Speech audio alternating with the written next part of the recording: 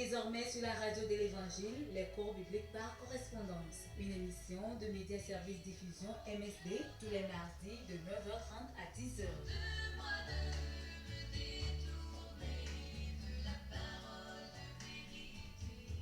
Contact 22 22 51 66 70 41 09 27 99 48 35 45. Email msdlomé2008@gmail.com. BP 254 vers Lomé Togo.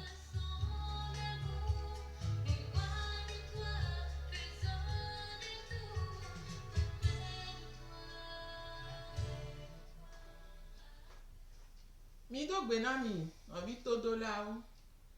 Radio JVA, Benko Mile Semia Benko, Ye Mile Semia Benko Lea, et Mianovio, Dogbedela, Emmanuel, Diamant, Aouja, Benko Mile Se, Egbea, Mianovi Abbas, Lemia Dome, Bena, Echan, Ya, Bromido le Enyami. Et mi baba be mi agali mi apele nous sans oji. Mi adogbeda. Papa amenuvela fofo mi de akpena. Tipo ple anigban ala mi dore ti. Wa menveve ga sumi asi egbe. Bena mi agava idoadi. Papa mi so edoa pe gome jeje ple di patande asiome. Mi so ji ke o le ja senya so da siome bena wonto ajra chioro.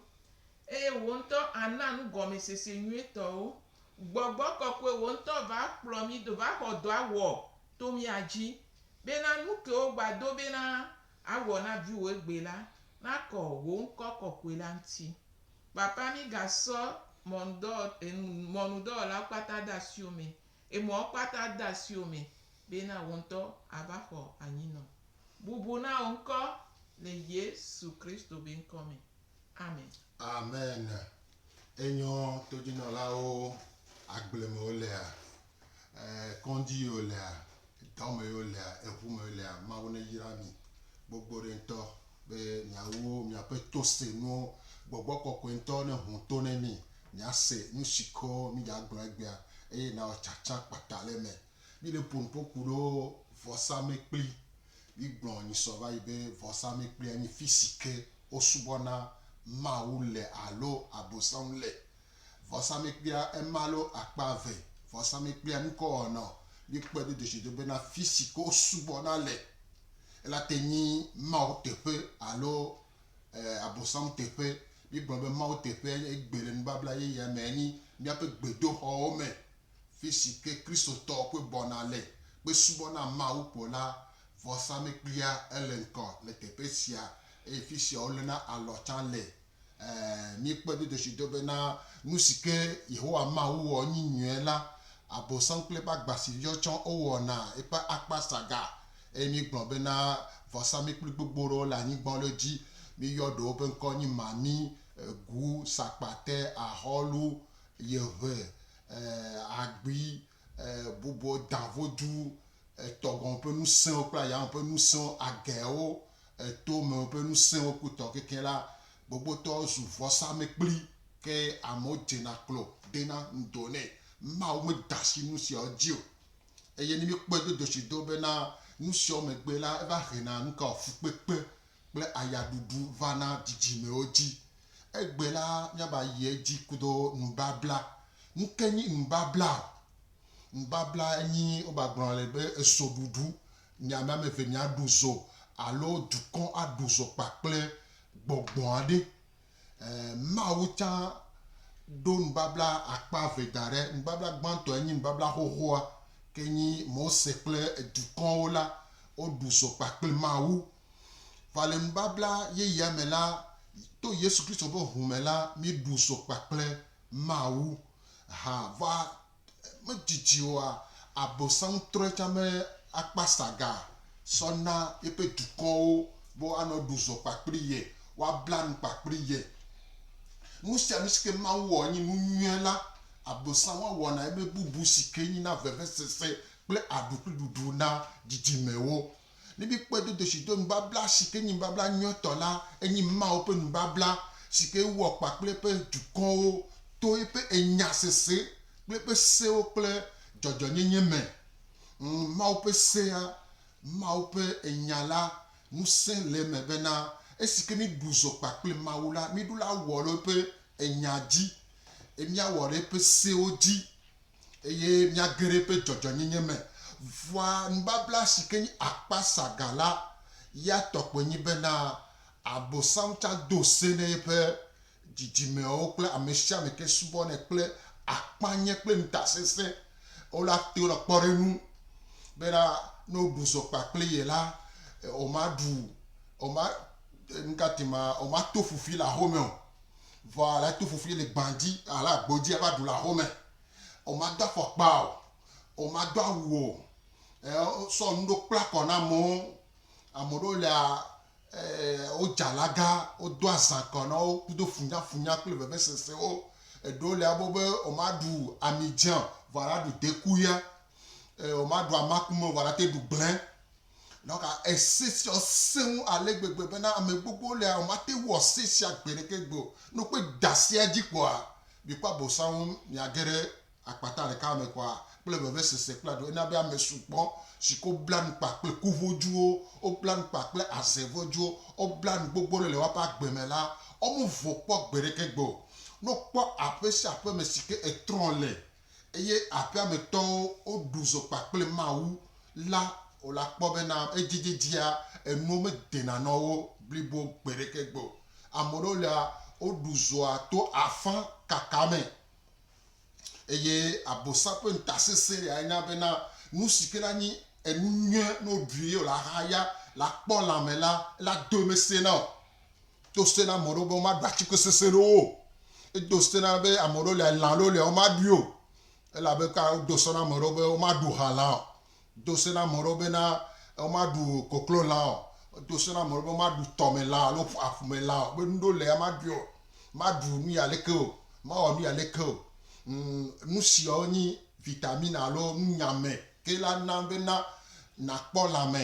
eye nanɔ lãmese me la ela do se no na bena edzidzi ame ɖewo le akpolo nubabla ŋutia dɔlele vivi vovovowo zã le taɖuwo, zã le adɔme ye lo, zã le dzime ye lo, zã le afɔ ye lo eye dzɔgbevɔ̃e ƒe afɔkuwo kplɔna ame ɖewo do gbogbo ɖe ŋutɔ ale gbegbe bena wozã ga,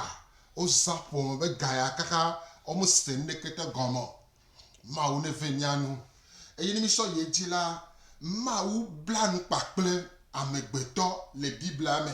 Ne mi kpɔ Mawu kpakple Abraham, Mose ƒe agbalẽ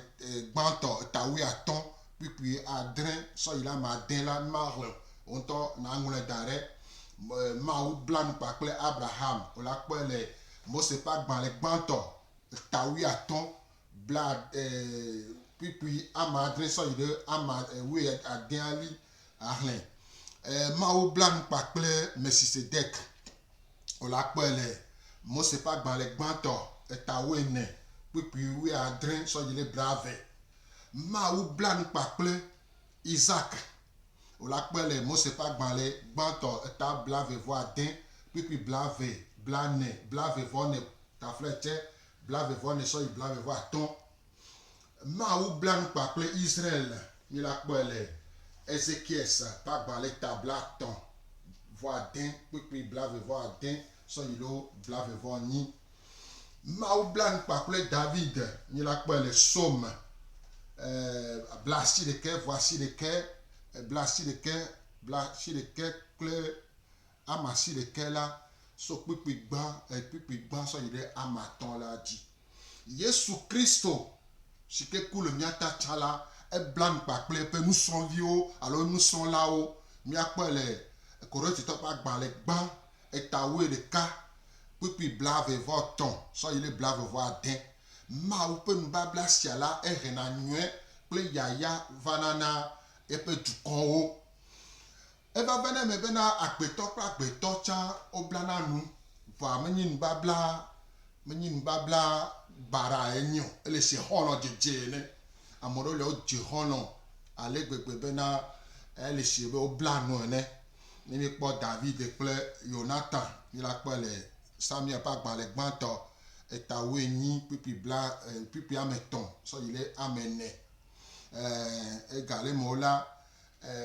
nikata Yosua tsa bla nu kpakple yeƒe dukɔwo. Miakpɔ le Yosua ƒe agbalẽ eta 24 pipi 25.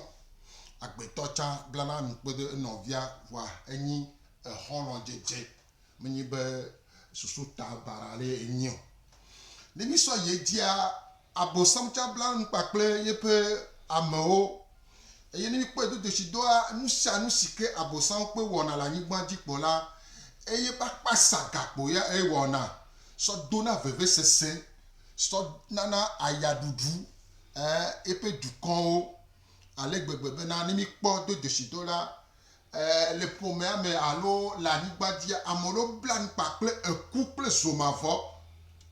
kple zomavɔ miakpɔ le Ezaya ƒe agbalẽ ta 28 kpikpi 14 sɔ yi ɖe 8 Ezaya ƒe agbalẽ ta 28 kpikpi 14 sɔ yi ɖe 8 va miahlẽ 8 kpɔ miase gɔme. 8 le gblɔ bena tafratse 8 le gblɔ bena eya ta mi fe nuɖulawo dukɔwo sia si le Yerusalem la ƒe dziɖulawo mi se Yehowa ƒe gbe elabena mi gblɔ bena miebla nu kple eku eye mi ɖu dzo kple etieƒe atamu si nyem be le yiyim la mava mia gbɔ o elabena mitsɔ aʋatso wɔ miaƒe tsitsoƒe eye eye miegbe ɖe alakpa gbɔ eye mibe le alakpa gbɔ mabatrɔ yi dzi ke. Eya ta mi fe nuɖulawo dukɔ sia si le Yerusalem la dziɖulawo mi se Yehowa ƒe gbe elabena miegblɔ be miebla nu kple ku eye mi ɖu dzo kple tsiẽƒe atamu si le nyiyim le yiyim la mava miagbɔ o elabena mitsɔ aʋatso wɔ miaƒe tsitsoƒe eye miebe ɖe alakpa gbɔ. Amen. Mibe le alakpa gbɔ mi ɖu zo miatɔgbetɔgbɔwo ɖu zo kpakple tsiẽƒe eɖewo bla nu kpakple eku le gbɔgbɔ be ne ku Jesu gbɔnɔ la ne to yewo ta mawɔ nu ɖe kpekpe ne o. Kpɔ ɖe nu le sie bena odzo le zigi xɔme ve le gaglagbe le xɔkpatsa xɔme wosɔ bengɔ sɔ bɛ efia va le bele mahada be ne dzidza la maƒo ye kpɔ gbe ɖeke gbe o. E Biblia na be ne mi sɔ yi ŋkɔ be ayagã ɖe la ƒo la dzro mi kudo xɔkpatsa kudo bengɔa katã ye mi la ti gaglagbe ena be gbea no yi dzulo me alo kɔƒe me la efibodea alo nubabla si ko wɔ la eɖe ama edukɔwo no kpɔ dukɔ kple ame ke no le dua me keke la wobla nu kpakple etsieƒe so gbe si gbe ke miatɔgbo bla nu kpakple eku kple etsieƒe aɖe wole agbe kaka ne gbea awo wole agbe wofu keke woba kpɔtɔ le ku voa wole ɖu zo kpakple etsieƒe be yewo ma yi tsieƒe o yewo ma ku tsa gbe ɖeke gbe o ya bosan ba dze wome dza ku gbe ɖeke gbe o wola nɔ lãmesẽ me voa nuke dzɔ woku keke nuke ŋuti woku ɖo abosanwa Biblia na mi nya bena eke va anyigba dzia wobe ŋku bia ne ku ɖo ma woƒe nuwɔnawo ŋuti bena tsɔtsrɔ̃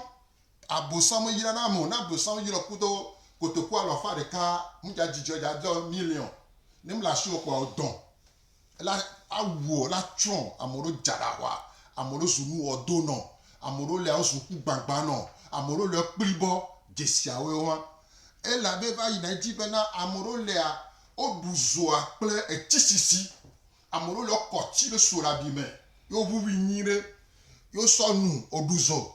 kpakple trɔ si ke ŋuti yewo he nua va ɖo ame ɖewo lea ku ɖo asi yɔ woasa nu le asi me alo woawɔ leke la wobe ɖu zo kpakple gbɔgbɔn ɖewo be wosɔ asi yɔ eye le akpa me ɖewo ƒe akpo mea yi be se nɔna yi ga ɖewo me alo hotsukui nuwɔlɔa nubabla be dzesi aɖewo ame ɖewo lia wosi ala le ŋkume na wo wosi ala ame ɖewo lia 2x5 alo bigblɔna ga ɖewo me kudo ame ɖewo lia wosi tome na wo wosi togba na wo wosi nka akɔta wota nuwo le akɔta wota nuwo le abɔ nuwo tia ɖe sɔfiɔ be woɖu zo kpakple etieƒe eye woɖu zo kpakple eku dzesu ne ɖo gã me kpɔ la yi atsiakpɔe ya ame ɖewo lia nyɔnu ɖewo lia le woaƒe zoɖuɖu me la woda la na wo fɔse alo woda la na wo ɖoɖe be sɔ ɖe sɔfiɔ be woɖu zo kpakple mami woɖu zo kpakple tɔxɔsu woɖu zo kpakple davodu yeƒe siwo no kpɔ me ŋkume kpɔ anya bena nubabla ezena le woaƒe ŋkume wowɔ ɖewo le dzime na si eve ne ɖe sɔfiɔ be woɖu zo kpakple etieƒe ame ɖewo lia ku ɖo asisasa ŋuti woyina asi wove plan le edukɔwo me eduta va sana le anyigba le woame dume la woɖuna zo ŋutɔ do gɔame gbogbo ɖo ke munɔbɔtɔ ɖo be yewo sabɔa yewo ɖu zo sugbɔ be ne ga si ke yewo sɔ sabɔ kutɔ yewo la ple anyigba atu nukatema asaŋu le dzi be ga ɖe mɔ wo be sonatɔ ayi ɖe teƒe ɖewo be na yewoate nɔ sa nu nyuie ɖe va nu ke va dzɔ nyɔnu sia la eka va dze sia ne ɖe mu va xɔ yesu oa manya kpɔ manya se ɖewo le woɖi nu le woaƒe nusaƒewo aɖi nu le nusaƒe la woɖu zo kpakple etrɔ sia eye trɔ sia la ava nɔ nusaƒea ela tu nu sia gla na no kpɔ teƒea wogblɔ be ga ɖe me la yɔ keta be haha sɔ ye dzia ame ɖewo lia kulo dɔléle ŋuti dɔléle vivivo ŋuti la woyi trɔ gbɔ eye wosi ti na wo wodo ti na wo wokɔ ɖewo le hame wonu eɖewo le wobe lewo le aƒuta alo ɖewo le woku do yo le si na wo le doa me kudo si ɖo ɖe amawo le me ewɔ nzizi kengba ame ɖewo lia woɖu zo kpakple woaƒe ŋkɔ le woasi wontɔ ɖeɖe ko nya ŋkɔa eye wofo nene wa nɔnɔewo va wo ke wofo ŋkɔ na nya ŋkɔ kake nuke nyɔ kpɔ ɖe nu le nya ƒe agbe mea etɔgbe nya woyɔ be gbadago va me ɖo gbadago tokɔ gbadago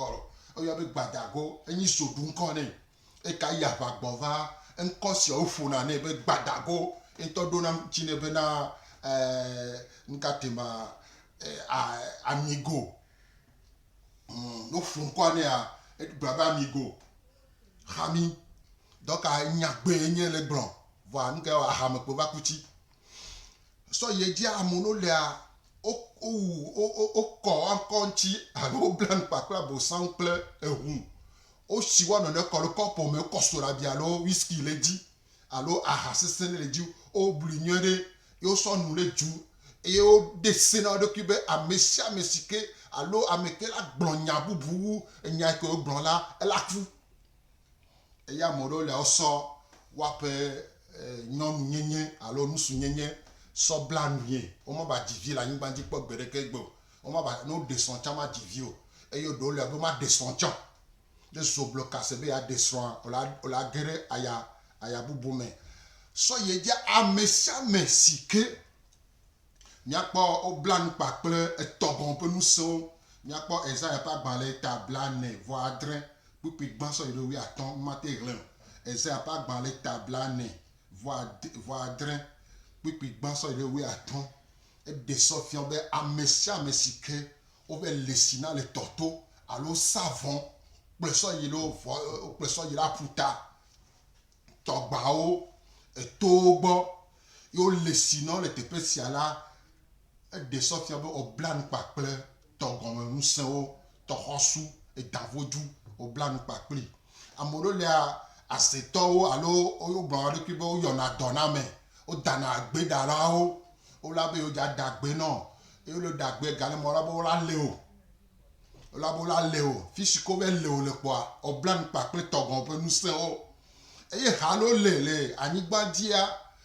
mado mi ame sugbɔ nye kloe wodona awu ɣewo wodona fɔkpa o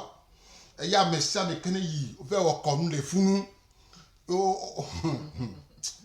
o si wa pe lifio o le sino le pa me alo ve le sino le totola o duso pakle mami o duso pakle togon pe nous se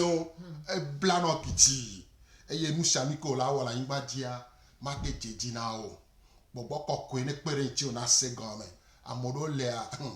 on to me palo mo le sino le voir enyagbe yin fils afiko ploye o le sino la mama o le sino alo tavore no yo so itome o wu agbo alo wu koklo so lile tantino wo musikere jele to ato pola o duzo paple mami o duzo paple togon pe nu se o ma o ne fe enu o esiko le se no agomela ma o ne ve nu o be na o de paple ma o na de musi ojo la pe agbo me amen amen ke ami da pe na mawu enya ya o ke mi le gbon unye nyakpo be nyi mi le gbon e me chonu o su na gbo enu anti e mi le gbon be na mi le don kunu ji na mi anono be na e me chonu o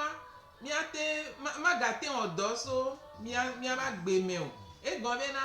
e vi o po mi nye bo mi nyanu ke jo le sogoro ba yo mi nyanu ke me mi atogbo mi ato o potade me o bo e me sonu aya no mu nyanti o ela no gble nu le apo ba gbe me ta ele vevere be na mi so de le nya me e gan be gble na nu la me nti e gble na nu le po me nti e gble na nu le jiji me nti ela le en babla wala le po me aboyo ela le jiji me aboyo ye o mate data la dafo o mate kwa jijo e gan be na no be ya de afo ya data e mo ke no be ya dafo mo ke nu donc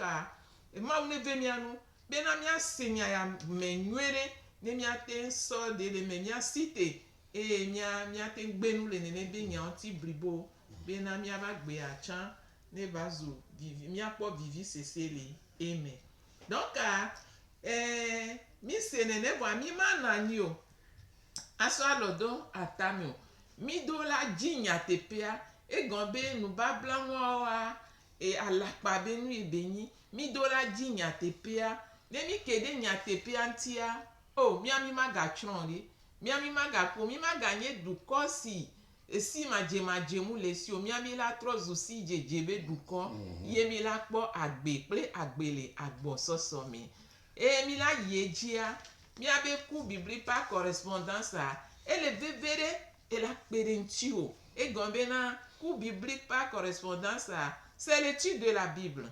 C'est l'étude de la Bible. Et c'est dans la Bible seulement que nous trouvons la vérité. C'est seulement la parole de Dieu qui nous éclaire. C'est la parole de Dieu qui nous dirige sur la bonne voie. Et nous avons besoin de connaître la parole de Dieu par les cours bibliques par correspondance. Si nous connaissons la parole de Dieu, si nous connaissons la vérité, nous serons différents et nous n'allons plus tâtonner, nous n'allons plus marcher à tâtonnant. Nous allons faire la différence. Et nous serons aussi une grande bénédiction pour les autres qui sont encore dans l'ignorance. Les cours bibliques par correspondance vous conduisent à lire votre Bible de Genèse jusqu'à Apocalypse. Et toi, tu es équipé. En connaissant ta Bible, en possédant la vérité, tu es équipé. Tu peux aussi équiper les autres. Et c'est à la disposition de tout le monde. Les jeunes, les vieux. Devant Dieu, il n'y a pas de vieillard. Tout le monde est jeune devant Dieu parce que